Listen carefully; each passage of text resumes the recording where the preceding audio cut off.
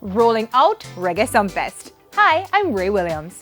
Promoter Joe Bogdanovich upbeat about year 2 with himself at the helm of the island's biggest reggae dancehall event.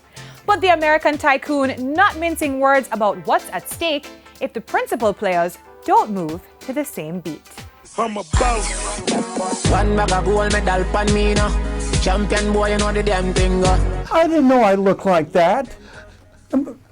You think, well, you really think so? Okay. Sumfest!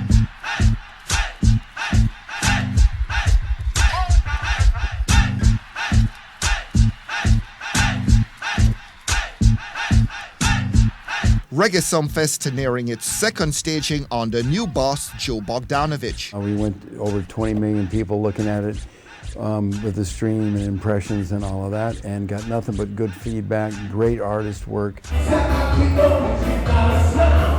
Year 2 about a tighter production, breaking even, and punctual performances. All time is good. Every minute of this show is good because it's broadcasted all over the world, and we're looking to hit 50 million people. American moneyman Bogdanovich bankrolling Jamaica's biggest concert brand, but expecting dividends. Are you ready for Reggae Sumfest? Nothing is sustainable forever. In phase 3, as I was talking about, we expect to really be sponsored by a number of international top-grade sponsors, because this country only has so much it can give. We're really interested in the world. Performers, promoters, and sponsors with a view to the bigger picture.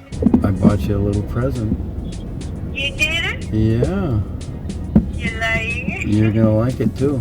It's really about a we go. It's not an ego, it's a we go. And if we don't do it together, we're not gonna make it. And how to make Jamaica grow. It hasn't grown in the last 30 years. 0.5% a year is nothing. It's not sustainable. Reggae Sumfest launched in New York, Miami, and Kingston. It's really about survival. It's survival of the country, it's survival of the music, of the festivals, of the people that are working in the fraternity.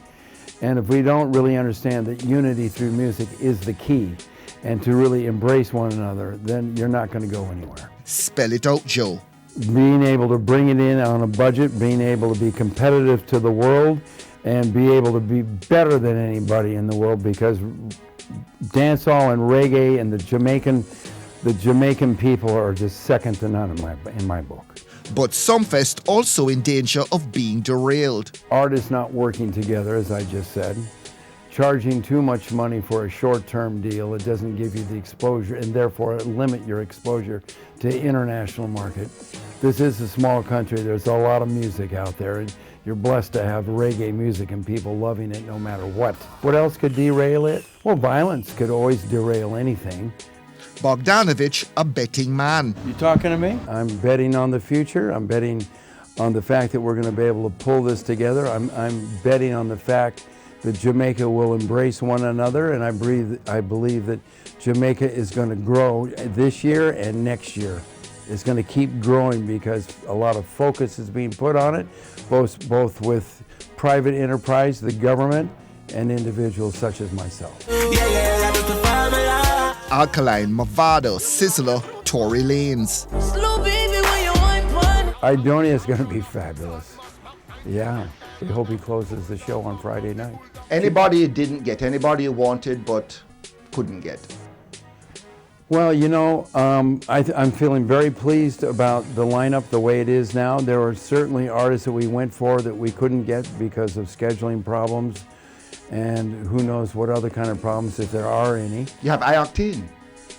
Well, I-Octane is not on the show this year. He's a great artist, and I don't know why he's acting the way he's doing, but we don't want him to be on every year. We're trying to do a lot of variety because we're not about the same old, same old.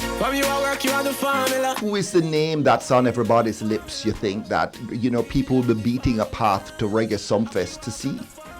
Well, there's no question that Alkaline is right up there on the top with a few others.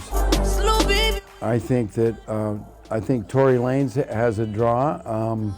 He did very well at Coachella, as we know, and he's a little controversial, but he's a young artist that's hot, so that goes with the territory. A real sleeper who is going to really ignite the audience is Richie Stevenson's Ska Nation Band. I think that they're going to give you, and boy, get there early for this because he's going to be on for 35 minutes. And he is definitely prepared, and it's going to be some really hot, 13 musicians playing with him, and it's going to be slamming. I know I'm blessed. And also Sizzla, I think Sizzla is going to be a big performer on Saturday night. It's hard to beat. He's got a lot of people on that thing. I think Jock Cure is going to be great also. But I think Sizzla is just in a frame of mind where he understands his responsibility as an artist. Oh, yeah. I think he has it in his mind of how to deliver something that people will never forget. Joe Bogdanovich promising an unforgettable Reggae Sumfest come July. Still to come in this program, getting to know Joe. I'm about